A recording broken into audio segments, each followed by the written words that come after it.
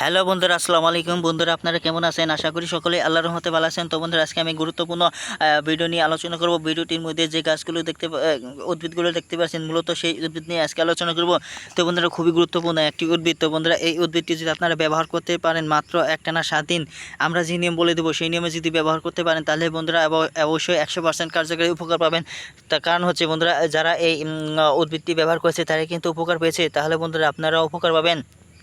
তো বন্ধুরা, যদি কোনো উপকার না পেয়ে থাকেন তাহলে বন্ধুরা আমাদেরকে জানান। তাহলে বন্ধুরা আমরা সাথে সাথে কবিরাজি তার সাথে সাথে আমরা চিকিৎসা ছেড়ে দেবো। তো বন্ধুরা, কারণ হচ্ছে যারাই ব্যবহার করেছে তারাই উপকার না পেয়ে বন্ধুরা পারবে না।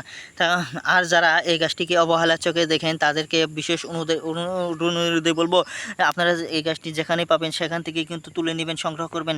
তো বন্ধুরা, এই গাছটি কী কাজে ব্যবহার করবেন এখন বলেন। এই গাছটি কিন্তু বন্ধুরা, এই গাছটির নাম হচ্ছে বনতুলসী।